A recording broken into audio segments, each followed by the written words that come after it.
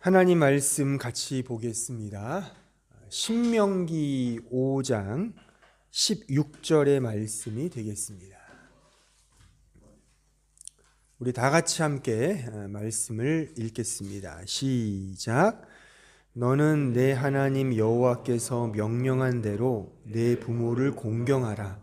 그리하면 내 하나님 여호와가 내게 준 땅에서 내 생명이 길고 복을 누리리라. 우리 기독교를 포함한 대부분의 모든 종교에 믿음이라는 개념이 있습니다. 그런데 그 믿음은 크게 둘로 나뉩니다. 하나는 그 신이 베푸신, 그러니까 신이 베푸는, 하나님이 베푸는 그런 은혜와 사랑의 기초를 두고 있는, 초점을 두고 있는 믿음이 있고요. 또 다른 하나는 그 신을 향한 그 신자의 그 진정한 고백과 그 의지적 행위에 근거를 둔 그런 믿음으로 있습니다. 이렇게 둘로 나눕니다. 제가 볼 때 대략 1대9 정도가 아닐까 싶어요. 전자가 고작 1이고 대부분이 거의 압도적으로 후자가 강합니다. 우리 기독교만 놓고 봐도 한 2대8 혹은 3대7 정도로 여전히 후자, 즉 인간 입장에서 신을 향한 어떤 진실한 고백과 그 의지를 담은 최선으로 섬기는 그러한 행동, 실천, 이것을 믿음으로 두는 경우가 우리 기독교, 개신교를 포함한 카톨릭, 모든 기독교의 한 2대8, 3대7 정도가 아닌가 생각을 합니다. 그러니까 전자라고 해보았자 우리 개혁주의를 추구하는 그런 진영에서만 조금 강조할 뿐이고, 사실 개혁주의를 추구한다는 교회에서조차도 기껏해야 반 정도밖에 안 됩니다. 그러니까 반은 하나님의 은혜를 강조하지만 동시에 그 은혜에 대한 우리 인간 편에서의 정상적인 반응이 뒤따라야 한다라는 식으로 이렇게 매우 중용 있게, 균형감 있게 강조하는 게 사실입니다. 그러니까 이렇게 놓고 보면 이게 되게 상식적이고 합리적인 설명이기 때문에 성경이 대단히 잘 풀립니다, 솔직히. 그래서 하나님이 우리를 위해 독생자를 아낌없이 보내주셨다는 그런 놀라운 은혜도 설명을 하고, 또한 동시에 그 은혜에 걸맞게 우리 신자가 말씀에 잘 순종하고 또 거룩하게 살아야 된다는 것을 또한 강조하는 그런 윤리적, 도덕적 설명도 매우 심플하게 정리가 된다는 것입니다. 이렇게 놓고 보면 성경에 등장하는 수많은 명령들, 구약의 율법이 613가지라 그러지 않습니까? 그거 외에도 신약의 그런 서신서에 등장하는 이거 해라 저거 해라 이런 모든 것들이 아주 심플하게 잘 정리가 돼요. 그래서 하나님의 은혜와 사랑도 강조하면서 동시에 우리가 거기에 걸맞게 살아야 한다는 그러한 실천도 강조하는 게 사실 현대 교회의 대세입니다. 그런데 이렇게 되면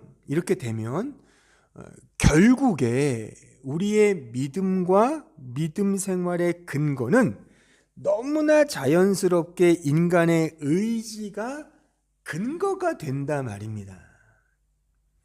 물론 신자의 의지가 나쁘다거나 그것을 폄훼하거나 그것을 축소시키는 이야기가 아닙니다. 그럴 수밖에 없어요. 왜? 우리는 율법적 본성을 가지고 있는 존재이기 때문에, 그러니까 선악과를 입에 문 이후의 인간은 모든 것들을 선과 악의 구조, 즉 내가 뭔가를 실천적으로 해야 하는 구도로 모든 것들을 봅니다. 이게 우리 인간의 본성이고 율법적 소양이거든요. 그러니까 이게 자연스러운 건데, 그러니까 이 자연스러움을 그냥 자연스러움으로 가버리면 결국 하나님의 은혜와 사랑은 희미해지고 흐릿해지며 결국 사라지고 만다라는 이 위험성을 우리는 늘 마음에 가지고 있어야 한다는 겁니다. 목적과 결론은 은혜가 돼야 됩니다. 예수 그리스도가 돼야 되고 그의 십자가의 복음이 돼야 되는데, 그러한 은혜와 사랑과 십자가와 예수는 단지 내 믿음을 위한 시녀 역할로만 전락된다는 겁니다. 그럴 수밖에 없어요. 이 율법적 본성을 가진 이 자연스러움으로 가다 보면 결국 예수님마저도요, 내 믿음을 위한 또는 내 신앙의 성향과 내가 종국의 신을 닮아가야 한다는 그런 성품의 변화의 하나의 조건으로서 예수를 하나의 모델로 삼을 뿐이지, 그 예수가 나의 구원자이며 구속주라는 사실은 점점 희미해진다는 사실입니다. 단지 예수는 이순신 장군이나 세종대왕처럼 내가 존경하고 내가 닮아가야 할 하나의 모델로 그렇게 세워질 뿐이라는 겁니다. 그 결론과 그 목적은 나인 겁니다. 그 신을 믿는 나, 인간, 주인공. 이게 나쁘다거나 이런 말이 아니에요. 이럴 수밖에 없어요, 우리는요. 왜? 우리는 본성 자체가 율법적 존재이기 때문에 그러합니다. 결국 율법적 소양을 그냥 나튜얼리하게 그냥 자연스럽게 놔두면 우리는 틀림없이 내가 우상이 되고 맙니다.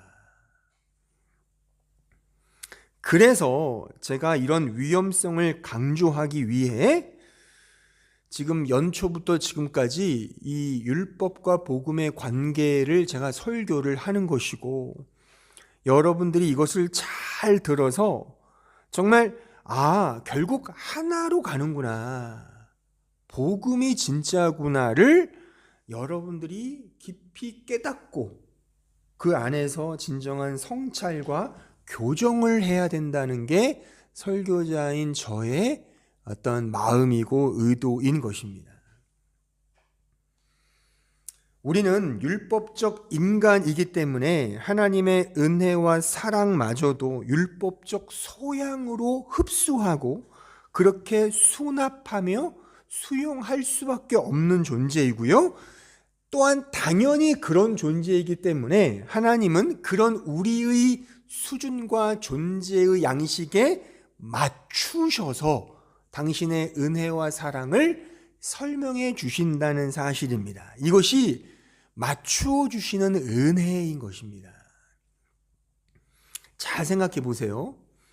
우리가 매주 사도신경으로 우리의 신앙을 고백하지 않습니까? 그런데 그 고백에서 사실 하나님은 누구시고 우리를 위해 어떤 일을 하셨는지를 우리는 상기하면서 고백을 하지 않습니까?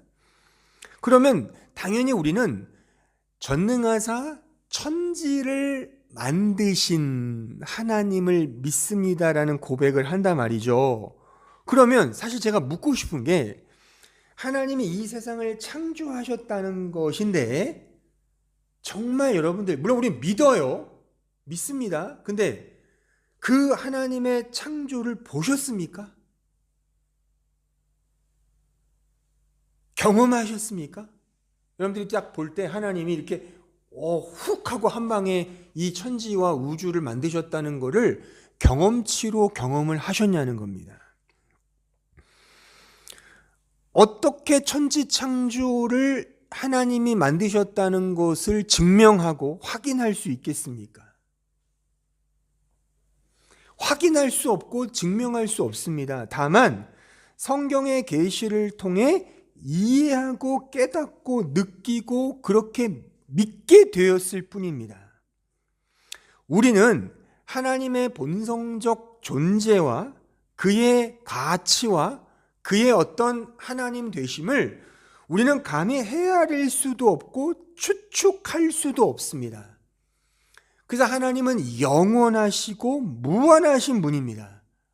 그 영원함과 무한함을 우리에게 그래도 작지만 설명해 주시기 위해서 만드신 장이 그 플라츠, 그런 플레이스가 광활한 우주인 겁니다.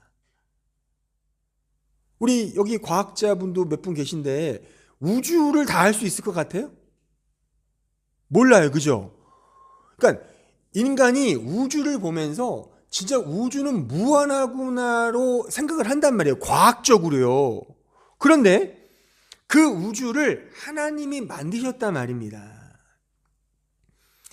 그 우주를 통해서 하나님의 무한성을 추측하는 것뿐입니다. 그냥 상상의 날개를 펴는 것뿐입니다.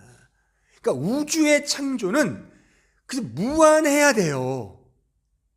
하지만 그 우주조차도요, 하나님 편에서 보면 망망대해에 떠 있는 종이배에 불과한 겁니다.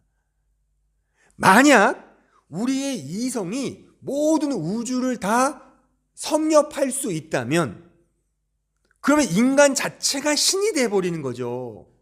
얼마나 교만하겠어요, 인간이요. 그렇죠? 그래서 하나님은 창조 세계에서조차도 우리가 언감생심, 상상할 수조차 없는 크기의 우주를 만들어서 우리를 위해 주신 겁니다. 이 먼지만도 못한 인간에게 이 정말 쓸데없이 크게 우주를 만드신 이유가 여기에 있는 겁니다.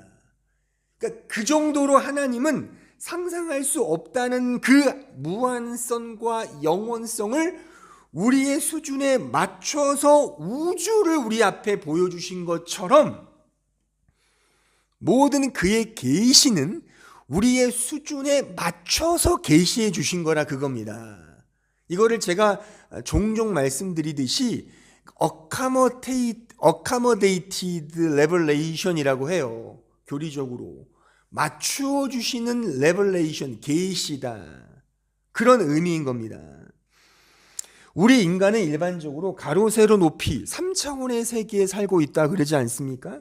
물론 20세기 초에 그 아인슈타인의 상대성 원리가 등장하면서 시간의 영역도 차원으로 흡수가 됐죠. 4차원이라고도 말하기도 하고 또 그 이후에 우주 영역까지 확대돼요. 지금 현재 물리학계에서는 9차원까지 10차원까지 그렇게 주장하기도 한단 말입니다. 그러니까 작게 보면 3차원이고 넓게 보면 10차원의 영역에 우리 인간은 살고 있는데, 그럼 신의 영역은 어디입니까? 하나님의 영역은 무한하다 말입니다. 영역을 매길 수가 없는 차원에 계시는 분이 그 하나님인데, 그 하나님이 요 차원에 속해 있는 10차원이라고 해보자고요. 10차원에 살고 있는 인간에게 당신이 우리에게 어떻게 드러내시겠냐 말입니다. 우리의 수준에 맞춰서 계시해 주실 수밖에 없다는 것입니다. 그러니까 성경에 등장하는 개념 하나하나가 다 우리의 이성과 합리적 사고, 즉 율법적 소양에 맞춰서 주신 계시인 것이지 이 자체가 하나님과 일치되는 건 아닌 거겠죠. 굉장히 이게 되게 중요하고 어려운 과제이긴 한데, 그럼에도 불구하고 요 성경 계시에서 드러난 하나님이 완전한 하나님이시겠죠.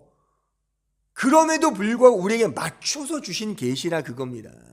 예를 들면 성경에서 하나님의 아버지라 그러잖아요. 그럼 하나님이 아버지면 남자입니까? 그 여성은 얼마나 섭섭해요. 그러니까 섭섭한 여성분들이 모여서 하나님 어머니라 부르자, 그런 교단도 있잖아요. 그 섭섭함은 제가 이해를 합니다. 근데 그런 게 아니지 않겠어요? 어떻게 하나님이 성이 있겠습니까? 영이신 분인데. 우리에게 맞춰서 계시하신 거라 그겁니다. 그러니까 성경에서 창조하셨다라고 하는 그 창조는 그 창조의 개념을 설명해 주시기 위해 성경이 우리에게 하나하나의 내러티브로 설명해 주신 단어들과 개념들로 채워진 이야기이며 그런 말씀이 성경의 계시의 말씀인 것입니다. 가령 보세요. 어린 아이에게 창조라는 단어를 설명해 주기 위해서 어떻게 해야 되겠습니까?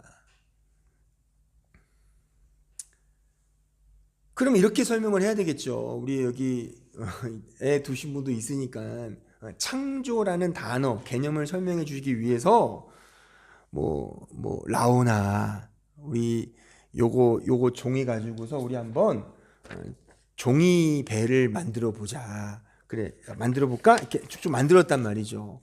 잘 만들었네? 잘 만들었어. 그렇게 만든 게 그게 창조야. 이렇게 설명을 해줄 거 아닙니까? 그잖아요. 근데 보세요. 하나님의 창조는 무에서 유로의 창조거든요. 그러니까 지금 이 만든 거는 재료와 이 진료와 형상이라는 이 재료가 있단 말입니다. 그러니까 이거는 하나님의 창조를 이해하기에는 어느 정도 좋지만 완벽하게 이해할 수 있는 건 아니에요. 그러니까 석공이 돌멩이로 이렇게 뭔가를 작품을 만들잖아요. 그 사람에게는 만든다는 거, 창조가 이런 거구나를 쉽게 이해하는데 평생 뭔가를 만들어 보지 않은 사람에게는 창조라는 개념을 모르잖아요. 그렇지 않겠습니까? 그럼 보세요. 우리 인간, 동서고금을 통틀어 모든 인간에게 만든다는, 그러니까 이렇게 진료, 이렇게 재료가 없이 무에서 유를 만들 수는 없겠지만 그럼에도 불구하고 가장 근사치에서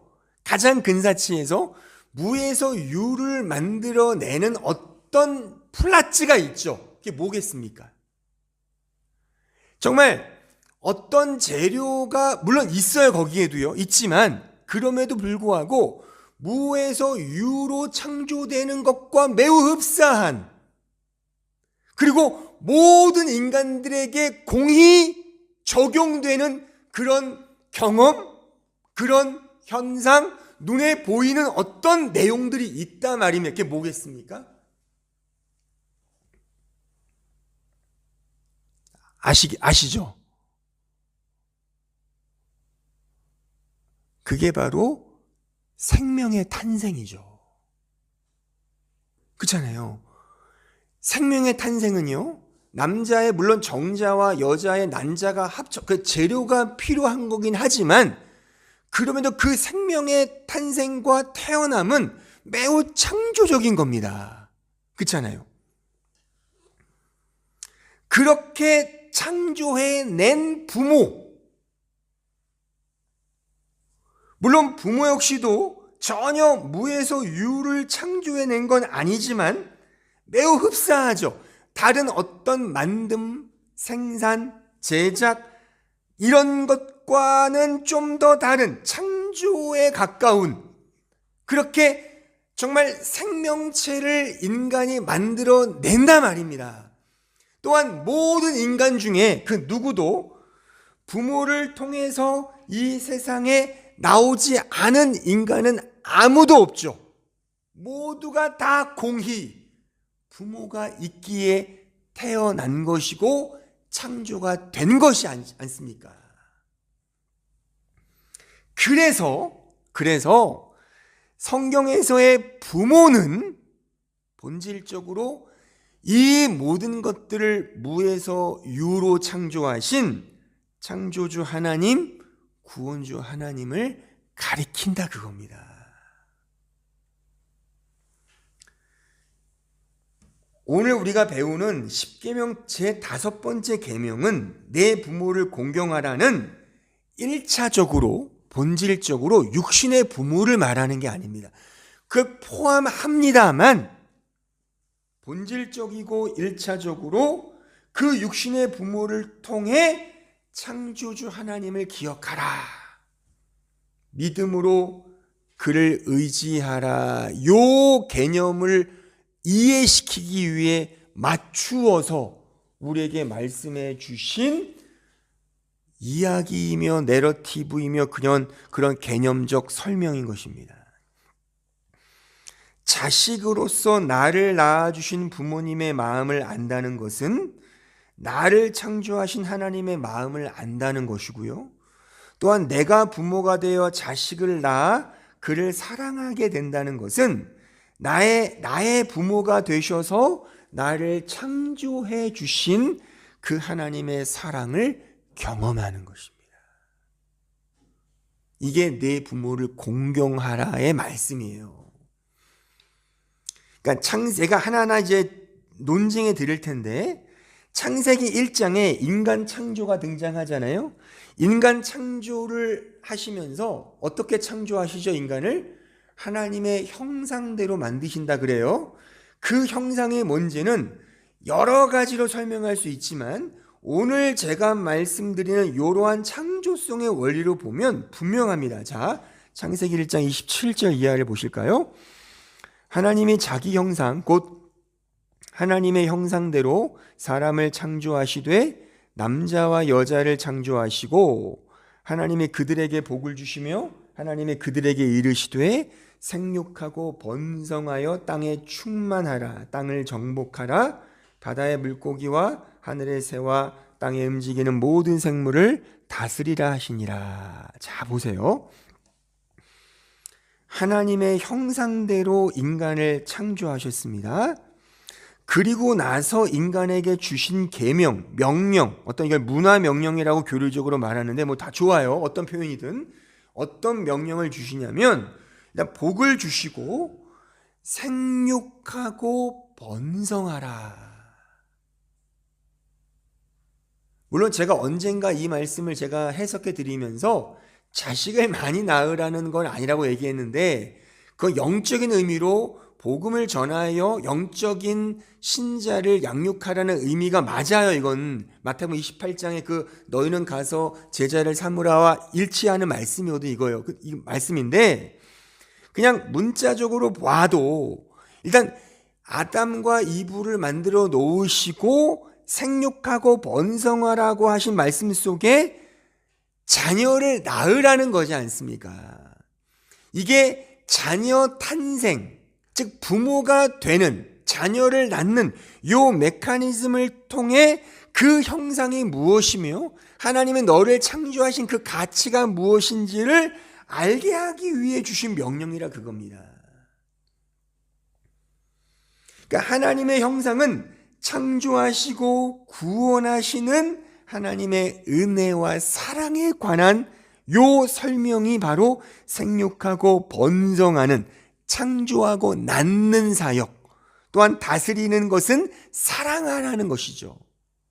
우리가 낳은 생명체를 부모가 되어 자식을 사랑하는 요 관계, 이 관계가 하나님이 인간을 창조하신 관계와 정확히 오버랩 된단 말입니다. 하나님이 인간을 창조하시고 인간은 또한 자식을 낳는 그 창조, 부모가 되는 거죠. 그래서 하나님이 우리의 근본적, 기원적, 근원적, 토대, 뿌리, 기초, 우리의 부모인 것입니다.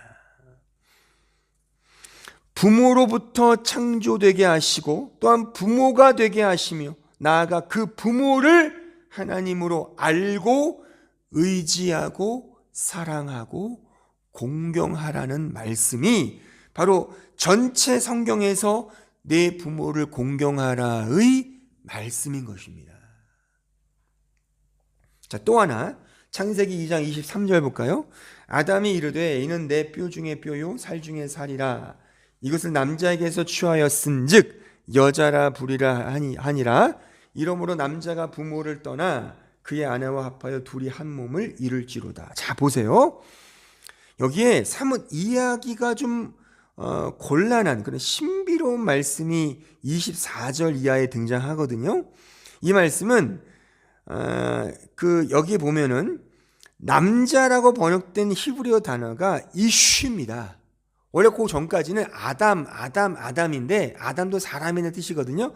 여기서는 이슈라는 단어를 써. 이슈는 남편입니다. 그리고 여자로 번역된 단어가 이스샤예요. 이거는 아내, 와이프, 아내. 근데 이스샤 앞에 그 접두 전치사가 붙었어요. 그러니까 히브리어도 전치사가 앞대가리에 붙거든요, 명사 앞에. 그래서 브이샤타예요. 이슈샤. 이 부라는 전치사가 in, with, by예요. 그러니까 이걸 번역하면 남자가 이제 부모를 떠나 그 아내와 아내 안으로 들어간다 이겁니다. 정확히 번역하면 안으로 들어가는 거예요. 뭐가 연상됩니까? 이거는요, 이 이슈라는 이 남편은 결론부터 제가 빨리 가야 되니까 나중에 저 창세기 강의할 때 이제 하나하나 잘 설명해 드릴 텐데, 이 남편은 예수 그리스도를 모형합니다. 여기에 나와 있는 여자는, 아내는 교회, 신자를 의미하는, 그러니까 신자 안으로 예수가 들어오는 겁니다. 이게 그리스도와의 연합이죠. 한 몸을 이루는. 요걸 이제 사도 요한이, 이제 사도 바울이 설명해 주는데, 중요한 건 뭐냐면 그 남편이 누구를 떠나? 부모를 떠나. 부모는 누구겠어요? 하늘 보좌를 버리시고, 말하자면 성부 하나님을 버리고 이 세상에 내려오신 예수 그리스도를 복음적으로 이걸 이렇게 해석을 하면 정확히 일치하는 겁니다. 아니 보세요. 이게 이슈와 아담이고 이브라면, 아니 아담과 이브에게 아버지가 있어요? 부모가 있습니까? 아니 하나님이 만드셨는데 무슨 그가 부모가 있는데 어떻게 부모를 떠나요? 말이 안 되잖아요. 물론 그 이후에 모세가 이 말씀을 영감받아 기록했으니까 약간 좀 교훈적으로 썼는지는 모르겠지만 어쨌든 아담과 하와가 부모가 없지 않습니까? 근데 무슨 부모를 떠나요? 그 부모는 누군데요? 하나님이라 그겁니다. 하나님을 떠나 그 남편인 예수 그리스도가 교회, 신자 안으로 들어오는 그 복음적 의미, 그 비유적 설명으로 이렇게 우리에게 설명해 주신 것이고, 이건 저의 남다른 어떤 추측이나 설명이 아니라 성경이 그렇게 설명한단 말입니다. 자, 에베소서 5장 28절 이하를 볼까요? 사도 바울이 이거를 정확하게 이렇게 지금 제가 설교한 요 내용으로 정확하게 설명해 줍니다. 이와 같이 남편들도 자기 아내 사랑하기를 자기 자신과 같이 할지니 자기 아내를 사랑하는 자는 자기를 사랑하는 것이라.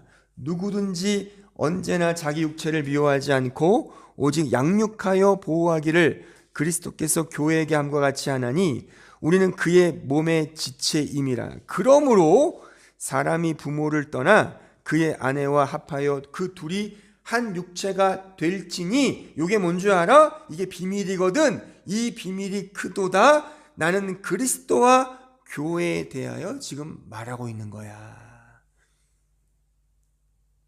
그러니까 성경에서의 남자는 한 분밖에 없습니다. 예수님을 가리키는 거예요. 여자는 우리 신자 교회를 말하는, 그러니까 우리 여자가 그래서 아들이 되는 거라고 성경에 말하는 거예요. 아들이 되는 구원을, 우리가 무슨 남자가 되는 건 아니잖아요. 여성 동지들께서 호르몬이 바뀌어서 남성성을 가져야 구원된다, 이런 얘기가 아니지 않겠어요. 성경이 이렇게 아들을 낳아야 된다 이렇게 강조하는 게 뭐 아들을 낳아야 된다 그런 게 아니라, 우리가 아들이 돼야 되는 건 그리스도가 하나가 되어 아들이 되는 그 구원의 메커니즘을 설명하는 것이지 남존여비가 아니라 말입니다. 어쨌든 부모는 하나님 아버지를 가리키는 그런 상징적인 설명인 겁니다. 근데 왜 우리에게 내 부모를 공경하라라고 말씀하셨냐면, 이건 역시 우리에게 맞춰서 계시해 주신 은혜로운 섭리인 겁니다. 우리는 우리 차원에서 하나님을 결코 이해할 수 없습니다. 정말 이해할 수 없습니다. 그러니까 우리가 이해하는 것은 우리 차원에서 내가 보고 듣고 느끼고 경험하는 인지의 영역을 넘어서는 하나님을 이해하거나 깨달을 수 없습니다. 우리가 이 성경을 한글로 보고 있지 않습니까? 그렇잖아요. 한글이 아닌 다른 언어로 성경을 보면 이해할 수 있으시겠어요? 영어는 잘들 하시고 독일어도 잘들 하시니까 뭐 성경의 헬라어, 히브리어, 원어니까 그걸로 성경을 읽으시면 이해하시겠냐고요. 아무도 이해 못해요, 우리는. 그러니까 하나님께서 당신의 말로 설명해 주시면 우리는 도통 하나님을 이해할 수 없을 겁니다. 우리가 이해할 수 있는 차원으로 내려오셔서 당신을 계시해 주셨단 말입니다. 모든 게 마찬가지입니다. 우리가 감각하는 하나님을 우리는 지정의의 인격적 소양을 통해 하나님을 이해합니다. 그것을 계시의 말씀인 성경을 통해 확증하는 것이죠. 그래서 우리가 경험하고 이해하고 지정의로 확인되는 모든 것은 결국 하나의 진리, 하나의 복음, 예수 그리스도와 그의 은혜의 복음으로 가게 하는 하나의 도구이며 방편으로 쓰이게 되는 겁니다. 그래서 우리에게 주신 모든 이런 모든 내용들은 다 결국 예수 그리스도와 그의 은혜로 가게 하기 위한, 그래서 우리에게 부모를 주시고 자식을 주시고 직장도 주시고 친구도 주시고 교회도 주시고 이 성경도 주시고 우리의 좌합도 주시고 다양한 삶의 여유와 취미와 이런 것들을 우리에게 허락하신 이유는 그 모든 것들을 통해 은혜, 사랑, 하나님, 예수 그리스도 그 십자가로 가게 하기 위한 도구와 방편으로 주신 겁니다. 거기에 부모가 있는 거예요. 아까 말씀드렸듯이 부모가 상징하는 건 하나님입니다. 근데 하나님은 모르잖아요, 우리는요. 그러니까 육신의 아버지와 어머니, 그가 나를 낳아주신 나의 근원이며 나의 기초이며 나의 본질이잖아요. 그거를 통해 근원이라는 게 이런 거구나, 기초가 이런 거구나, 진정한 근원, 근본은 이런 거구나를 이렇게 경험치로 알게 되지 않습니까? 그걸 통해서 진짜 우리의 근원자이신 나의 창조주이신 하나님을 어렴풋이 경험하는 겁니다. 그래서 내 부모를 공경하는 겁니다. 이해를 하시겠어요? 부모, 눈에 보이는 부모를 공경함을 통하여 진정한 나의 근원자이신 하나님을 공경하는 것을 확인하고 배우는 겁니다. 그리고 정말 하나님의 형상으로 닮았다는 게 내 부모를 보면서 떠올리는 겁니다. 실제. 왜 그렇게 설명할 수 있죠? 판박이니까. 예전에 제가 전도사로 사역할 때 제가 섬기던 그 담임 목사님이 덧니가 앞에 있으셨어요. 그래서 설교할 때마다 그 덧니만 보게 돼요, 이렇게. 그래서 참 되게 그렇구나 싶었는데, 제가 청년부도 지도했잖아요. 청년부를 이렇게 보는데 어떤 자매가 뭘 생긴 건 똑같아요. 근데 이게 웃을 때마다 뭔가 이렇게 오버랩이 되는 거예요. 그래서 너가 걔구나. 그러니까 예, 그래. 내가 너 덧니를 보고 알았다. 그랬거든요. 똑같아요. 그게 그 아버지 형상으로 이어받은 형상의 일치인 겁니다. 제가 지난주에 우리 셋째와 함께 치과에 갔거든요. 왜? 덧니가 나와가지고 치과를 갔어요. 근데 재밌는 게 덧니가 그냥 나왔어요. 이빨이 있어야 덧니가 나오는 거잖아요. 그냥 이게 나온 거에서 얘는 왜 큰애와 둘째는 전혀 이런 게 없는데 왜 이럴까 했거든요. 제가 생각의 기억 속에 떠올렸어요. 제가 덧니가 있었거든요. 지금은 이게 하도 고기를 많이 씹고 이렇게 해가지고 이게 좀 잘 바뀌었는데, 교정을 안 해도. 근데 제가 어릴 때 앞니가 덧니가 있어서 이렇게 삐뚤어 나왔었거든요. 근데 그걸 영락없이 큰애 둘째는 이렇게 패스오버 됐는데, 역시나 얘한테 그 유전자가 내려간 거예요. 그래서 진짜 내 딸이 맞구나. 그걸 보면서 이게 형상이지. 그래, 나도 하나님의 형상으로 닮은 거야를 내 부모를 보면서 하나님을 연상하는 겁니다. 그래서 부모를 주신 거예요. 그러니까 부모를 공경하는 게 하나님을 공경하는 것으로 인정해 주신 거라 그겁니다. 따라서 이 부모를 공경하라의 계명을 통해 육신의 부모를 공경함으로써 하나님을 공경하는 것이 무엇인지를 알게 하기 위해, 또 아까 읽었던 남편, 아내들 그 이야기도 마찬가지예요. 아내를 사랑하고 남편에게 복종하는 그 계명을 통해 단지 그냥 육신의 남편에게 복종해야 돼, 아내를 사랑해야 돼, 이거에 국한되는 말씀이 아닙니다. 그런 말씀이 아니에요. 1차적으로 내 남편 되신 예수 그리스도께 복종한다는 의미가 그 안에 내재되어 있는 핵심적인 내용이죠. 근데 그 사실을 우리가 어떻게 확인을 하겠냐고, 인간이. 지금 보세요. 예수님께 우리 복종하자 하면 예수님이 어디 계시냐고요, 솔직히. 모르잖아요. 하나님을 사랑하자라고 하는데 하나님이 어디 계시냐고요. 하나님은 어떻게 사랑하실 겁니까? 여러분들, 하나님을 사랑합시다 말은 많이 하는데 하나님은 어떻게 사랑하시겠냐고요. 그 하나님을 사랑하는 게 누구 목사님처럼 교회를 사랑하는 거야.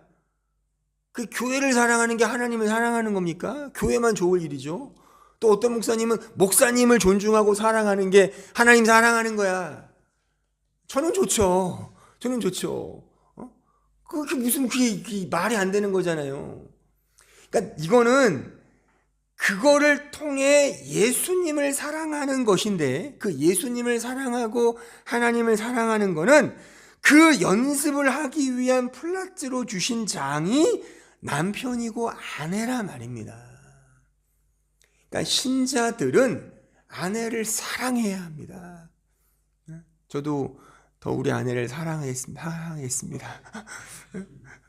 또 아내들은 남편을 복종해야 돼요. 여기 아내들은 별로 안 계셔가지고, 여기 잘 듣고 계시죠? 지금 복종하셔야 되는 거예요. 막 도끼눈 뜨면서 막 대들면 안 되는 겁니다. 근데 이게 그냥 남존 여비 사상으로 그냥 무조건 복종해, 사랑해, 그게 아니라 예수님께 하는 것을 연습하는 차원에서 주신 도구인 겁니다. 그 안에서 그래서 우리는 남편에게 복종하고 아내를 사랑하고 우리의 부모님에게 공경하는 겁니다. 신자는 육신의 부모를 잘 섬겨야 되는 거예요. 그게 그냥 잘 섬기면 복받는 그게 아니라, 그런 율법의 준수 여부가 아니라, 아니 율법의 준수면 보세요. 성경에 이런 말씀 있는 거 아십니까? 자, 누가복음 12장 51절 볼까요? 내가 세상에 화평을 주려고 온 줄로 아느냐? 내가 너희에게 이르노니 아니라 도리어 분쟁하게 하려 함이로라. 이후부터 한 집에 5사람이 있어 분쟁하되 셋이 둘과 둘이 셋과 하리니 아버지가 아들과 아들이 아버지와 어머니가 딸과 딸이 어머니와 시어머니와 며느리와 며느리가 시어머니와 분쟁하리라. 자, 14장 누가복음 14장 26절 이하 볼까요? 불은 내게 오는 자가 자기 부모와 처자와 형제와 자매와 더욱이 자기 목숨까지 미워하지 아니하면 능히 내 제자가 되지 못하고, 누구든지 자기 십자가를 지고 나를 따르지 않는 자도 능히 내 제자, 신자, 구원받는 신자를 말하는 거예요. 제자 훈련은 그 제자를 말하는 게 아니에요. 더 고급한 제자가 되자 그런 거 아니에요. 구원이에요. 그냥 제자가 되지 못한다. 보세요. 어떤 구절에는 부모를 공경하라 해놓고, 또 여기에서는 너 하나님보다 부모를 공경하고 사랑하면 안 돼? 미워해야 돼? 그러면 우린 도대체 어느 말씀에 장단을 맞춰야 됩니까?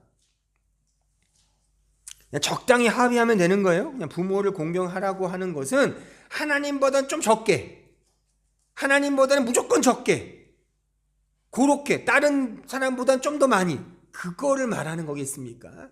그렇게 구차하게 성경이 주신 게 아니란 말입니다. 우리의 사고로 그렇게 막 따지고 뭔가를 취합하고 그렇게 주신 게 아닙니다. 그냥 성경은 예수 그리스도를 설명하기 위해 주신 도구일 뿐이고, 그 부모는 하나님을 사랑하는 하나의 확인용 도구로 주신 겁니다. 근데 확인용이니까 잘해야 되겠죠. 왜요? 하나님은 눈에 안 보이니까요. 그러니까 우리가 난 하나님을 사랑합니다라고 하면서 눈에 보이지 않는 분인데 근데 막 업수이 여겨요. 서로를 막 그냥 개폼 잡고 그냥 뭐 사람도 그냥 막 아나무인격으로 무례하게 막 말도 하고 막 예의도 없이 막 그렇게 막 해버려요. 막 그런 사람들은 하나님을 사랑하거나 하나님 믿는 게 아닌 겁니다. 성경에 이런 말씀이 있죠. 자, 그 말씀 먼저 읽어볼까요? 자, 요한복음, 요한 1서 4장 10절 먼저 한번 읽어볼게요. 사랑은 여기 있으니 우리가 하나님을 사랑한 것이 아니요 하나님 우리를 사랑하사 우리 죄를 속하기 위하여 화목제물로 그 아들을 보내셨습니다. 사랑하는 자들 하나님이 이같이 우리를 사랑하셨은즉 우리도 서로 사랑하는 것이 마땅하다. 어느 때는 하나님 본 사람이 없으되, 그죠? 본 사람이 없어요. 봤습니까? 봤다고 막 구라치는 거예요. 보지 못했어요. 우리 영적으로 저도 봤어요. 봤다고 말해요. 하나님 봤어요. 만났어요. 그렇지만 여기서는 실제 지금 제가 이렇게 우리 집사님들 이렇게 보는 거 이렇게 보냐고요. 지금 성령님이 여기 계신다고 하는데 성령님 보여요? 지금 보이십니까? 보이시면 빨리 병원 가셔야 돼요. 어떻게 보여요? 눈에 안 보여요. 하나님은. 그러니까 보세요. 계속 본 사람이 없으되 만약 우리가 서로 사랑하면 하나님은 우리 안에 거하시고 그의 사랑이 우리 안에 온전히 이루어지느니라. 자, 19절 이하를 또 보세요. 우리가 사랑하면 그가 먼저 우리를 사랑하셨습니다. 누구든지 하나님을 사랑하노라 그 형제를 미워하면 이는 거짓말하는 자니 보는 바 그 형제를 사랑하지 아니하는 자는 보지 못하는 바 하나님을 사랑할 수 없다. 분명하지 않습니까? 분명합니다. 그래서 부모를 주신 겁니다. 신자는, 그러니까 믿지 않는 불신자들도 부모를 공경해야 돼요. 유교의 그 법에 따라 부모를 잘 섬기고 산소를 잘 이렇게 조성하면 대대손손 복 받는다고 해요. 그 복 받는 거 좋죠, 뭐. 그 복 받으세요. 여기 예수 안 믿는 분들이 혹 들으신다면, 그래, 부모 잘 공경해서 뭐 산소도 잘 해가지고 뭐 이렇게 적당한 뭐 이렇게 정말 좋은 명당 자리에서 대대손손 복 받으시라고요. 그건 전혀 성경이 그걸 거부하지 않습니다. 그건 당연한 우리 율법적 소양을 가진 인간의 당연한 처사거든요. 근데 성경은 그걸 말하는 게 아닙니다. 성경이 내 부모를 공경하라는 것은 눈에 보이지 않는 하나님을 공경하기 위한 하나의 방편과 수단으로 우리에게 부모를 주신 거예요. 그러니까 부모를 잘 섬겨야죠. 오히려 더 부모를 하나님처럼 섬기는 겁니다. 그렇게 하는 겁니다. 믿는 자는 그렇게 해야 되는 겁니다. 믿는 자가 사랑하는 거는 나 하나님 사랑해요. 보이라 이거예요. 누구에게? 이웃에게. 그래서 하나님 예수께서 말씀하셨죠. 너는 마음과 힘과 뜻을 다해 주 너의 하나님을 사랑하고 둘째도 그와 같으니 내 이웃을 내 몸처럼 사랑하라. 거기서 둘째도 그와 같으니는 차서를 말하는 게 아닙니다.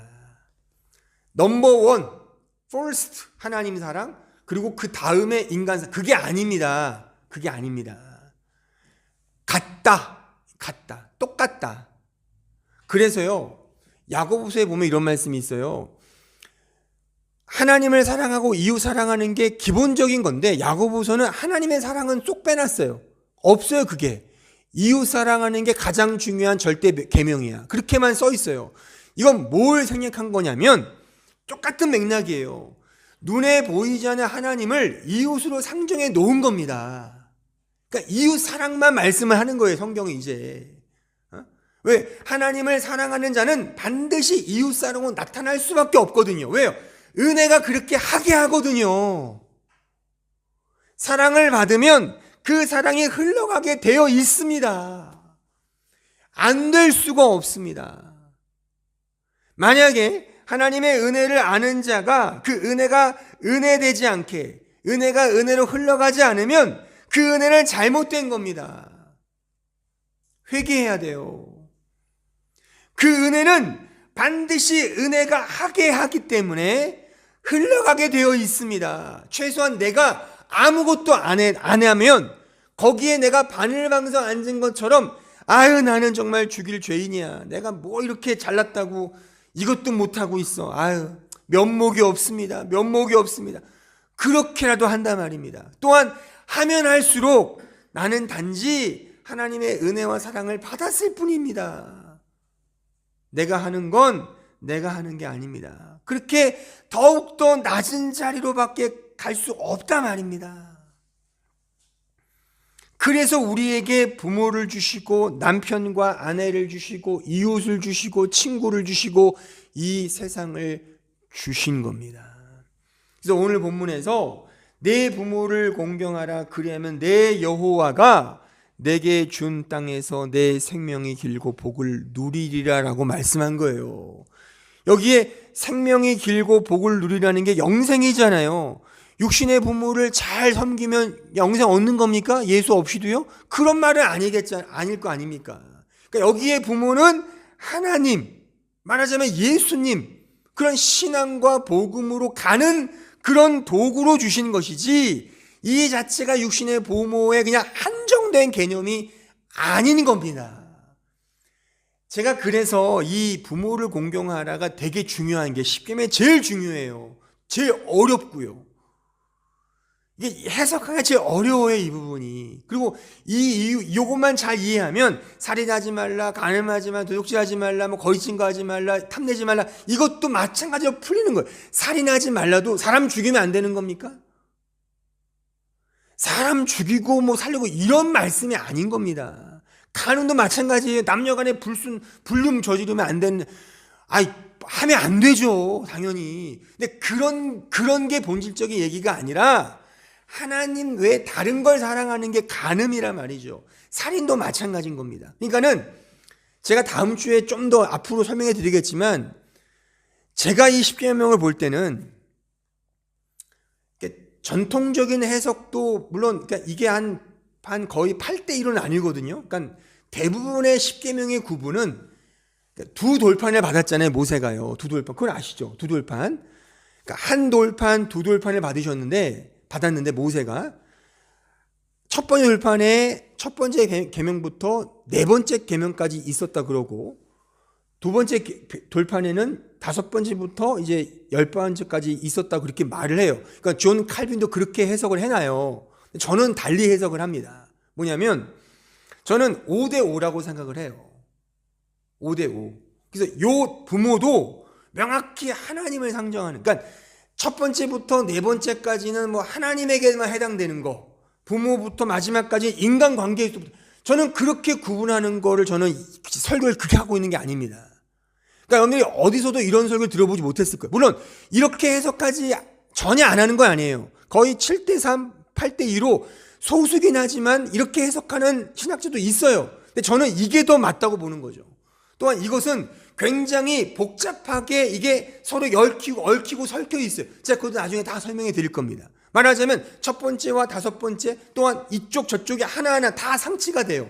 그러니까 첫 번째와 여섯 번째가 항치가 되고, 그러니까 나 외에 다른 신을 믿지 말라가 살인하지 말라와 이게 등치를 이룬단 말이에요. 등식을 이룬단 말입니다. 이게 대단히 체계적으로 십계명이 기록된 겁니다. 그리고 이 모든 것들 하나로, 즉 신약의 복음, 예수 그리스도, 그 십자가, 그 하나님의 사랑으로 가고 있는 형국이란 말이죠. 단순히 하나님을 섬기는 거, 이웃 그런 식의 그냥 뭐 이게 이런 뭐 기계적으로 나누는 그런 이 십계명의 설명이 아닌 겁니다. 그래서 부모를 공경하라는 이 말씀도요, 1차적이고 본질적인 그 해당되는 대상은 하나님을 의미하는 겁니다. 이걸 꼭 기억을 하셔야 돼요. 그리고 그 하나님을 공경하기 위해 우리에게 맞춰서 주신 대상이 육신의 부모인 겁니다. 부모 없는 사람은 없잖아요. 돌아가신 분들은 어쩔 수 없지만 또 부모는 단지 나를 낳아주신 부모한테 해당하는 게 아닙니다. 나중에 가면 뭐 장로들아 이런 거 있잖아요. 어른에게 공경하라 그런 거 있잖아요. 이게 다 하나 통하는 거예요. 이게 시가서에 보면은 어른을 공경하고 이렇게 뭐 장유유서 같이 나오는데 그런 유교의 장유유서가 아니라 이게 다 하나님을 섬기는 권위를 상징하는 거거든요. 그러니까 부모가 일찍 돌아가셨다면 내가 존경해야 될 어른들, 뭐 목사님도 해당될 수 있죠. 그렇죠? 또 어떤 나이 드신 교회 권사님들, 장로님들을 부모님처럼 섬기는 겁니다. 근데 그게 또 하나님인 겁니다. 이게 장로 교단의 장로제의 설립 내용인 거예요. 이게 무슨 의시되고 막 난 장로야 이런 걸 주신 게 아니라 어떤 의미의 성도들에게 너 하나님이 어떤 분인지 모르지, 내가 하나님은 아니지만 내가 하나님처럼 너를 섬길게. 우리 장로님은 정말 참 낮으심, 정말 겸손하셔. 그렇게 하나님을 그 장로님을 통해 느끼는 거거든요.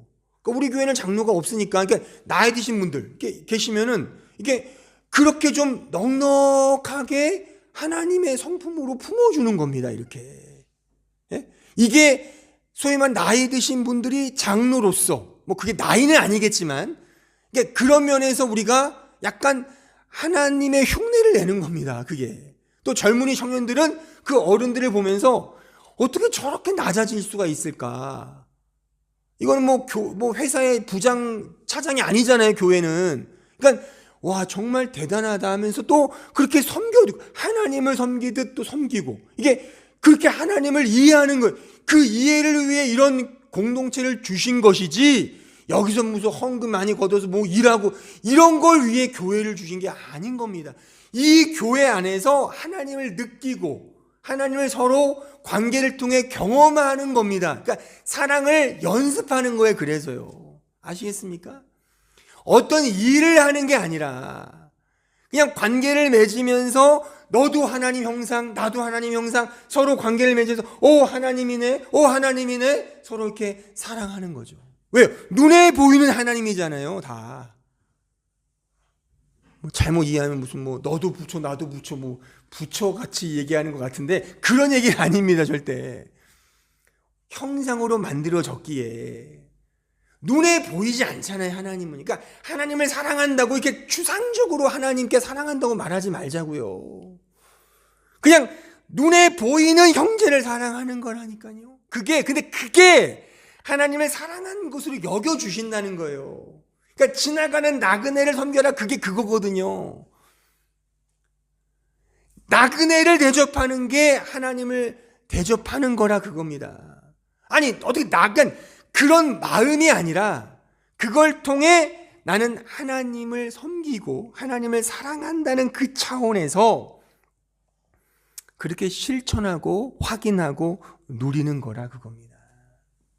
하나님을 믿고 경외한다고 하는데 그 믿음과 경외심을 위해 우리 편에서 확인하게 하도록 주신 그 조건들이 율법인 겁니다. 율법을 지키는 게 맞아요. 근데 그걸 율법을 지킴으로 지키면 망하는 거고요. 그거를 하나님께 가는 도구로 지키면 오케이. 그걸 위해 지키는 겁니다. 열심히 그래서 우리는 부모에게 공경하는 거예요. 그러니까 우리가 내 뜻과 부모의 뜻이 안 맞을 수 있어요. 어떤 사람과도 그럴 수 있습니다. 그럴 때 하나님을 생각하면서 받은 바 은혜를 떠올리면서 그 은혜가 하게 하도록 그 은혜로 섬기는 겁니다. 그렇게 된다면 사실 교회 안에서 싸울 일도 없고 다툴 일도 없습니다. 사실 진짜 그렇습니다. 이게 하나님으로 대하지 않고 인간으로 대하기 때문에 발생하는 모든 문제들인 것입니다. 그러니까 율법을 율법으로 지키면 안 된다는 게 이겁니다. 내가 율법을 잘 지키잖아요? 그러면 율법으로서 지키면 반드시 거기에서 지키지 못하는 자에 대한 도끼눈이 생긴단 말이죠. 너는 왜 못 지켜? 넌 왜 못해? 그렇게 되는 건 지키는 게 아닌 겁니다. 이게 마가복음 7장 이하의 이야기예요. 자, 5절 이하를 보세요. 이에 바리새인들과 서기관들이 예수께 묻되 어찌하여 당신의 제자들은 장로들의 전통을 준행하지 아니하고 부정한 손으로 떡을 이거는 당연히 율법이에요. 부정하게 그 성전에 있는 물건들을 만지면 안 되거든요. 왜? 율법에 나와 있단 말입니다. 부정하니까. 그러니까 이 바리새인들과 서기관들의 지적은 온당해요. 말씀적이에요. 종종 여러분들 그렇게 생각할 수 있죠. 말씀에 의하면 이건데 왜 그렇게 합니까? 그렇게 말할 수 있잖아요. 그러니까 온당해요. 정당해요. 오라예요. 주께서 뭐라 말씀하시냐? 이르시되, 계속 볼까요? 이르시되 이사야가 너희 외식하는 자에 대하여 잘 예언하였도다. 기록하였을 때 백성이 입술로는 나를 공경하되 마음은 내게서 멀도다. 사람이 계명으로 교훈을 삼아 가르치니 나를 헛되이 경배하는도다 하였느니라. 너희가 하나님의 계명은 버리고, 계명을 지켰는데 버렸대요. 오히려 사람의 전통을 지킨다. 또 이르시되 너희가 너희 전통을 지키려고 하나님의 계명을 잘 버리는도다. 모세는 내 부모를 공경하라 하고 또 아버지나 어머니를 모욕하는 자는 죽임을 당하리라 하였거늘 너희는 이르되 사람이 아버지에게나 어머니에게나 말하기를 내가 드려 유익하게 할 것이 고르반, 하나님께 드린다는 헌금이에요. 쉽게 말하면 헌금했어. 되었기만 하기만 하면 그만이라 하고 자기 아버지나 어머니에게 다시 아무것도 드리기를 허락하지 아니하여 너희가 전한 전통으로 하나님 말씀을 폐하며 또 이 같은 일을 많이 행하느니라 하시고. 보세요. 이게 예수께서 그 바리새인들의 율법적 소양을 아주 신랄하게 비꼬고 있는 그런 말씀이거든요. 그러니까 이 당시에 바리새인들과 율법학자들과 이런 서기관들이 말씀을 어떻게 인간적 전통으로 세웠냐면 부모를 공경하고 섬겨야 되는데 아까 제가 말한 것들을 이용하는 거죠. 하나님께 고르반, 헌금 드렸으면 이제 다 된 거 아니야? 그러니까 이들도 말하자면 오늘 제가 설교한 부분을 이해한 거예요. 문자적으로만. 부모는 하나님이야. 하나님께 드리면 됐지 뭐 라고 하여 나는 진짜 내 아버지, 내 하나님을 고르반 잘 섬겼어요. 육신의 부모야 그냥 뭐 그렇지 라고 했단 말입니다. 그때 예수께서 이건 외식이야 라고 말씀하신다 그거예요. 그러니까 제 설교를 그냥 서릴게 앞부분만 이해하면 또 하나님 얘기구나. 그러니까 부모는 그냥 하나님이네. 하나님만 잘 섬기면 되겠네. 그렇게 만약에 듣고 그 이후에는 주무셨다면 잘못 이해한 겁니다. 우리는 제가 강조하건대 눈에 보이지 않는 하나님 우리는 섬길 수 없습니다. 몰라요. 사실 우리는 안다고 우리는 너무 이렇게 자랑하면 안 됩니다. 우리는 몰라요. 사실 내가 만들어낸 하나님일 수 있어요. 교단이 만들어낸, 교파가 저도 장로교 목사로서 장로교 안에서만 배웠기 때문에 내가 이해한 것만 옳다고 생각해요. 이것도 아집인 겁니다. 이게 어쩔 수 없어요. 우리는요. 내가 배운 교리, 내가 배운 말씀, 내가 강조한 말씀만을 강조해요. 어쩔 수 없죠. 뭐 인간이니까. 그러니까 우리는 되게 한계가 있는 존재거든요. 거기에 우리는 이해를 해야 돼요. 이걸 우리는 인정을 하고 성경에서 말하는 그 궁극적인 복음, 은혜로 가자 이거죠. 갈 때 나오는 이야기가 뭐냐면 결국 눈에 보이는 이 하나님이 주신 이 형태들로 사랑을 해라 그거 아닙니까? 그러니까 우리는 부모에게 잘해야 되는 겁니다. 이렇게 고르반 했다고 그냥 퉁치면 안 되고, 그러니까 아직 돈벌이가 없어서 부모님께 요양을 못 드리면 어쩔 수 없죠. 하지만 얼만큼 월급 받고 그러면 부모님께 용돈 드리는 건 당연한 겁니다. 당연한 겁니다. 나 헌금했으면 됐지. 이거는 잘못된 겁니다. 그러니까 우리가 해야 될 도리는 이 믿음을 가지고 하는 겁니다. 열심을 다하여 내 뜻에 안 맞아도 하나님을 섬기듯 하나님을 사랑하듯 그 영혼에게 우리의 사랑을 흘려주는 겁니다. 이게 은혜가 은혜되게 하고 은혜가 하게 하는 그런 영적인 논리인 겁니다. 모든 계명은 일치합니다. 아까 확인했듯이 이웃사랑도 마찬가지인 거예요. 하나님을 사랑한다 해놓고 눈에 보이지 않는 하나님을 사랑한다 해놓고 눈에 보이는 이웃을 사랑하지 않는다? 어불성설이에요. 있을 수가 없단 말입니다. 그럴 수 없다 이겁니다. 따라서 우리가 지금 현재 눈에 보이는 우리의 부모, 자녀, 우리의 이웃, 친구 등을 이 말씀에 근거하여 하나님의 받은 바 그 사랑을 따라 진정으로 사랑을 하는 거예요. 그 연습을 하는 겁니다. 어떤 결과를 맺으라는 게 아닙니다. 우리는 결과를 맺을 수 없습니다. 하지만 최선을 다해서 해보자 그거예요. 안 돼도 정말 하나님을 대하듯 우리 은혜를 받은 거, 은혜는 받으셨잖아요. 은혜는 알잖아요. 조금이라도 나는 지금 당장 지옥에 보내도 할 말이 없는 나인데 내가 이렇게 숨을 쉬고 호흡하는 모든 것이 은혜라고 고백을 하잖아요. 우리 모두가 다. 그러면 그 은혜가 지금 나를 은혜되게 하고 은혜가 은혜로서 하게 한다면 지금 내가 부대끼는 이웃들과 지체관, 가족 간 그 어떤 왼수라도 못할 게 뭐가 있습니까? 최소한 우리가 선뜻 손은 내밀지 못하더라도 우리 마음속에서 내가 정말 이렇게 못하는 나의 이 연약함을 어떻게 할까? 그렇게 생각하면서 정말 눈에 보이지 않는 하나님의 은혜를 내가 받아서 이제 눈에 보이는 이 하나님 형상들을 사랑하겠노라 라는 마음으로 이렇게 마음을 먹는다면 그게 바로 은혜가 은혜되고 은혜가 하게 하는 그 영적인 방식에 나를 맡기는, 그렇게 점점점 주님을 닮아가는 성화의 삶을 살아가는 것입니다. 그러니까 성화는 높아지는 게 아니라 그랬으면 낮아지는 겁니다. 낮아지는 게 이런 맥락인 겁니다. 은혜가 은혜되게 하고 은혜가 흐르는 대로 나를 맡기는 겁니다. 아니 보세요. 온전한 예는 아니지만 우리가 이 세상을 살아갈 때 기브 앤 테이크라는 게 있지 않습니까? 그렇잖아요. 내가 한번 쏘면 너도 한번 쏘고, 이런 게 사실 인간 사회에서의 당연한 거잖아요. 내가 이렇게 10만 원 부주로 내면 너도 나중에 10만 원 또 주고, 이렇게 사실 암암리에 다 이렇게 쌓여 있는 거잖아요. 이렇게 안 하면 인간관계 안 됩니다. 옛날에 그 순풍산부인과 그 영규처럼 말이죠. 그 사위 맨날 얻어먹잖아요. 종종 그 유튜브에서 보면 너무 재밌어요. 옛날 기억도 나고. 와, 이제 진짜 민폐구나. 지금은 거의 있을 수 없는 존재인데 그때는 그랬나 보죠. 그러니까 인간사가 그런 거 아니겠어요. 기브 앤 테이크. 근데 보세요. 성경에서의 은혜는 기브 앤 테이크는 아니잖아요. 우리는 그냥 계속 은혜만 받는 거 아닙니까? 그러면 그 은혜를 내가 계속 받았다면 내가 관계 속에서 그 은혜가 은혜되게 되지 않을까요? 내가 진짜 아까 제가 설명했듯이 내가 지금 당장 지옥에 가도 할 말이 없는 죄인 중에 괴수이고 내 꼬라지를 아는데, 이런 죄인인데 나에게 계속 은혜로 막 나를 붙들고 계신 하나님을 내가 생각한다면 지금 내가 이렇게 막 쥐었고 이해관계 속에 누구랑 다투고 싸우고 그럴 이유가 뭐가 있겠어요? 그렇지 않겠어요? 그냥 허허하고 웃고 그래 그래 그런 거 아니겠어요?